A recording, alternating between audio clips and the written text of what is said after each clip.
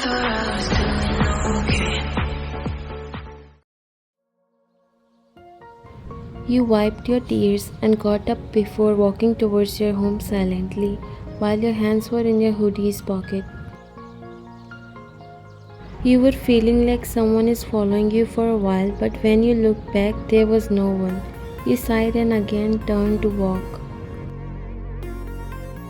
Suddenly, someone covered your mouth with his hand. You struggled to free yourself, but his grip was too tight. You were trying to see his face, but he was covered in all black and his face was covered with mask. You threw your hands and legs, but every effort was useless. He put a cloth against your nose and your body started to get weaker, and after a few minutes, you got unconscious.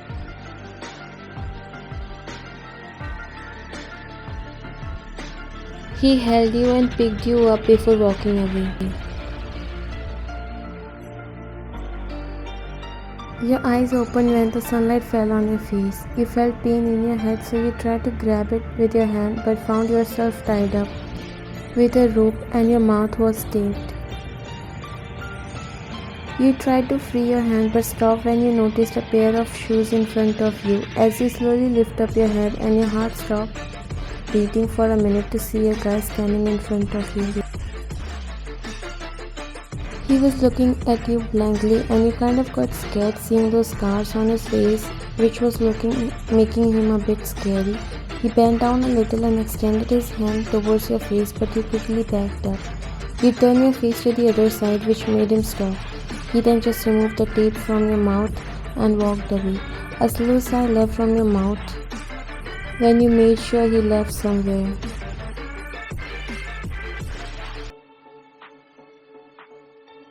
What the hell is this place? You said, looking around, and after a few minutes, that same guy again came back with a bundle of sticks in his hands.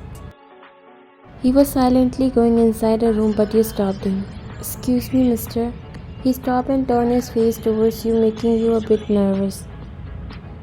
Can you please give me some water? I'm thirsty." He didn't respond and went inside the room, making you scoff. How rude he is. You were just cursing him but stopped when you saw him walking towards you holding a glass in his hand. He put the glass in front of you and straightened up, but then you looked at him. "How I'm going to drink it? My hands," you said, pointing towards your tied up hands. After thinking for a second, he bent down and untied your hands. You quickly picked up the glass and gulped it down in one go. You put the glass on the floor and exhaled heavily.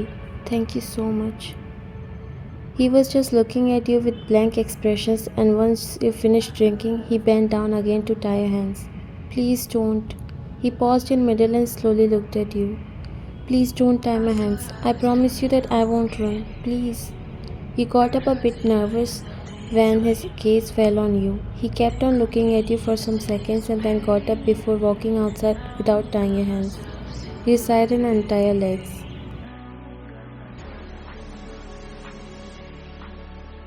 You came out from that abandoned cottage and looked around. What is this place? Then you started to walk around, but your feet stopped when you saw the guy at a distance cutting woods. You inhaled and walked towards him. "Can I know the reason why you kidnapped me?" He did not react and was just cutting the wood without even looking at you. You walked and stood in front of him. "If you have kidnapped me for money, then forget about it, because you are not going to get anything and you're just wasting your time. And why you do such kind of low works? It doesn't suit you. Is it because of money that you have become a criminal?" He closed his eyes in frustration, completely irritated by you. "Why are you not answering? I'm asking you something." He got up angrily and put the knife on your neck, making you flinch, and shiver ran down your body. "Who allowed you to come outside?" He came closer to your face. "Just keep your mouth shut or else I'll cut your throat right here." He grabbed your arm and dragged you inside the cottage.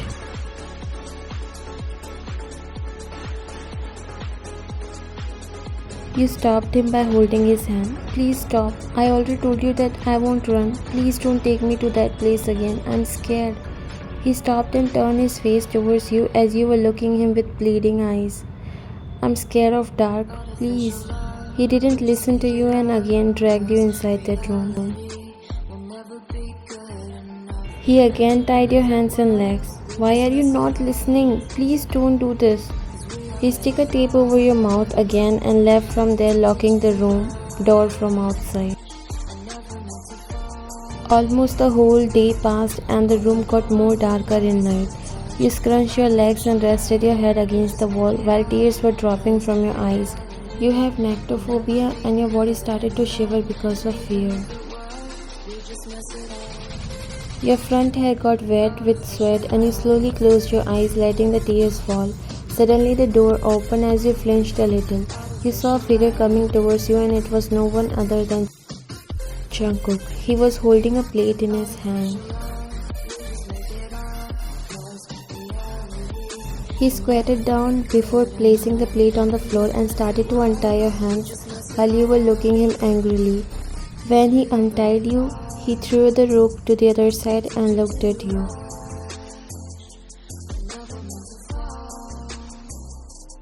Eat it, he said, sliding the plate in front of you. You turn your face to the other side.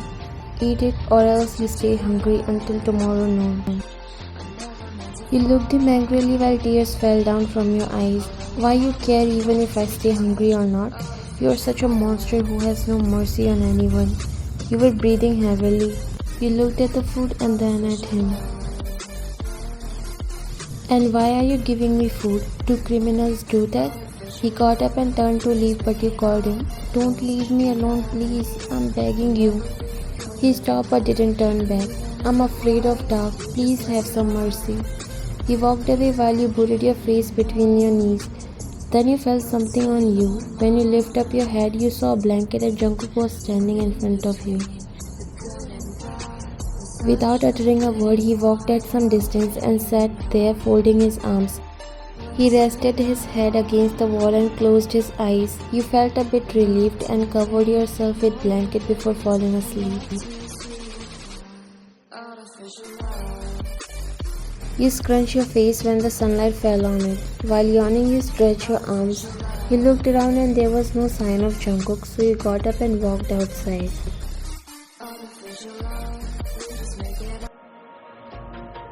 You came out from the cottage and a smile appeared on your face, seeing the beauty of nature. This cottage was between woods and you could see the mountains from here. A butterfly passed your side. Your smile grew wider as you walked behind it. You went inside the forest while chasing the butterfly, but stopped in middle to see something more amazing in front of your eyes. You saw a beautiful lake in front of you. You smiled and looked at the water. You carefully started to come near the water, but your feet slipped and you fell inside the river. You tried your best to balance yourself, but you didn't know how to swim, and the lake was deep. Your legs started to shake in fear and got trouble in breathing.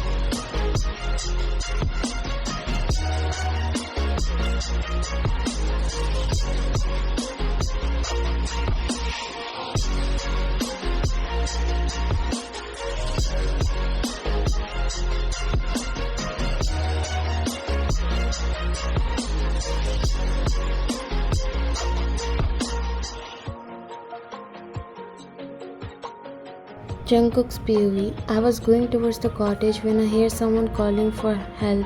It was a girl. My eyes widened when I came near the lake. Without thinking a second, I jumped into the river and caught her body. I picked her and brought near the edge. I tried to wake her up, but she lost her consciousness.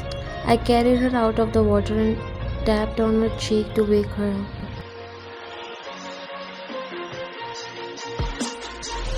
Hey, wake up! But she doesn't respond. I quickly put my hand near her nose. God, she's not breathing. I quickly interlocked my fingers and pressed my palms over her chest, trying to remove the water from her lungs. Some water came out, but that was not enough. I need to give her rescue breathing. I came closer to her face, but then stopped in middle after realizing what I'm doing. So many thoughts came across my mind, but I jerked them off and started giving her rescue breathing. In few tries, she regained her consciousness and slowly opened her eyes. She tried to get up but again fell unconscious. Her body was extremely weak. I picked her up and carried her to the cottage.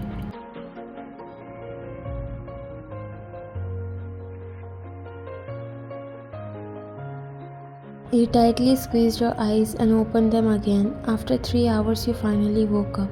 You looked at yourself and saw a blanket wrapped around your body. You removed it and found yourself in an oversized shirt.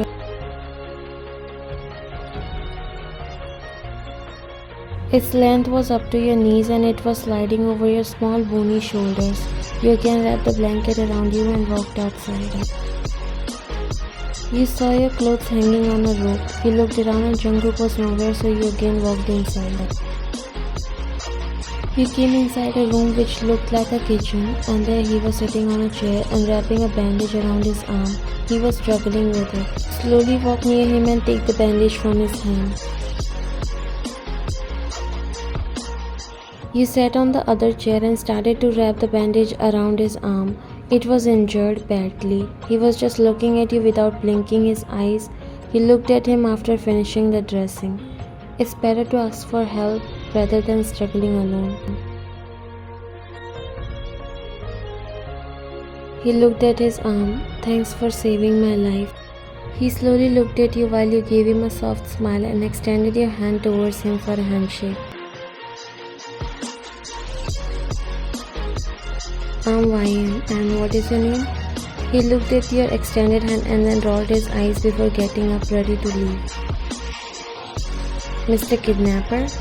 He stopped and turned towards you. I know you won't tell me your name, so I'll call you Mr. Kidnapper from now on. He walked near the counter and started to cook the food while you walked behind him. I'm not like other girls who overreact over small things, but you are the one who changed my clothes, right? He was doing his work without looking at you. Ahem. You didn't see anything, right? He looked at you a bit annoyed. Oops, I forgot you are a heartless man. He shook his head and again started focusing on his work.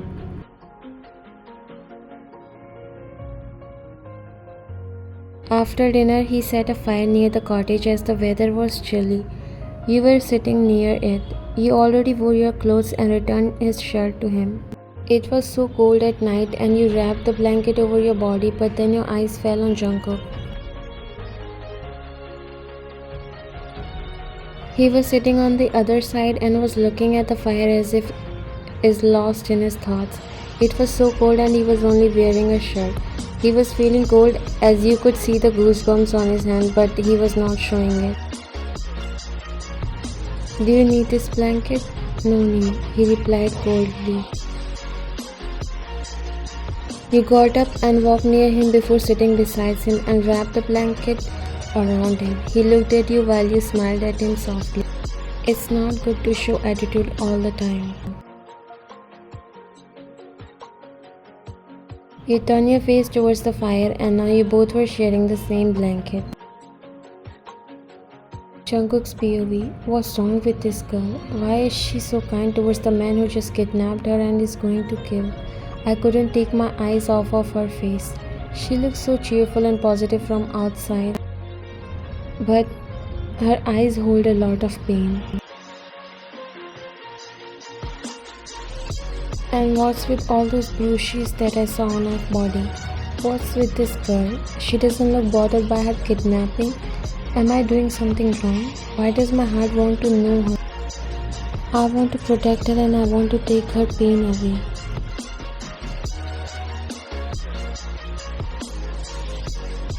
I came out from my thoughts when I felt heavy on my shoulder.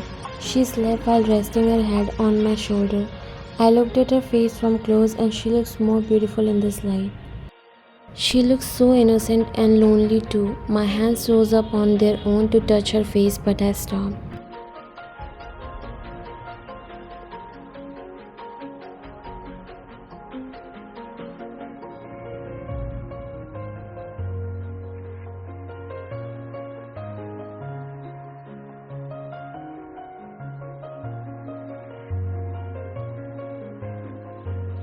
Your POV. I opened my eyes when I felt like someone was shaking my body.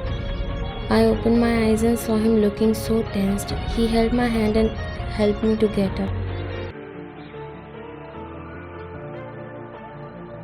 We need to run from here. But why? What happened?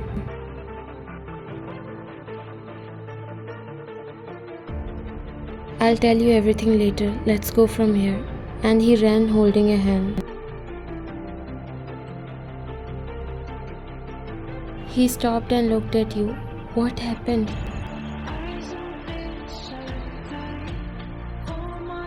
You bent down holding your wrist as you were running out of breath. He came near you and rubbed your back. Are you okay? You shook your head.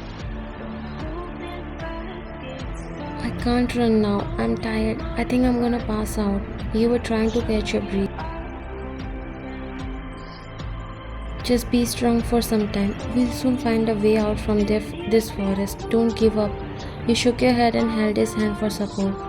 I'm sorry, but I think I can't. I'm feeling dizzy already. And in a blink of an eye, you collapsed in his arms. Ryan. He tapped his fingers on your cheek. He looked back when he heard the footsteps of men who were chasing both of you. He quickly carried you on his back and started running.